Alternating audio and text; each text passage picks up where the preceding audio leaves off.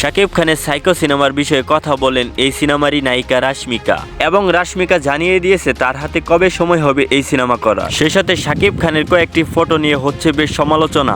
সবকিছু জানবো আজকের এই ভিডিওতে, তাই ভিডিওটি না টেনে সম্পূর্ণ দেখতে থাকুন। প্রথমে শুনে আসি শাকিব খানের সাইকো সিনেমা নিয়ে। সম্প্রতি সোশ্যাল মিডিয়া এবং কি নিউজগুলোর মধ্যে আমরা দেখতে পাচ্ছি শাকিব খান একটি সিনেমা করতে যাচ্ছে, এবং কি এই সিনেমার নাম হচ্ছে সাইকো। শাকিব খান যেমন তার কয়েকটি সিনেমার কাজ শেষ করে শুরু করবে তার সাইকো সিনেমার শুটিং, তেমনি রাশমিকাও তার হাতে কয়েকটি কাজ শেষ করে শুরু করবে সাইকো সিনেমার শুটিং। শাকিব খানের হাতেও বেশ কয়েকটি কাজ রয়েছে, তার মধ্যে অন্যতম হচ্ছে বরবাদ সিনেমা।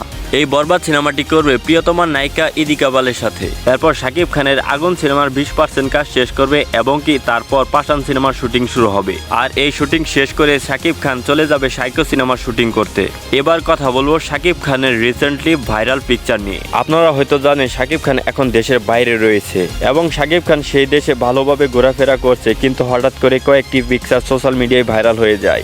অনেকে অনেক কথা বলছে, অনেকে বলছে এটা হতে যাচ্ছে শাকিব খানের পরবর্তী নায়িকা, কিন্তু অনেকেই আবার বলছে এটা শাকিব খানের তৃতীয় স্ত্রী হতে পারে। বিষয়টি এখনো স্পষ্টভাবে জানা যায়নি। তো এই ছিল আজকের আপডেট। পরবর্তী আপডেট ভিডিও পেতে চ্যানেলটিকে সাবস্ক্রাইব করতে ভুলবেন না। ধন্যবাদ।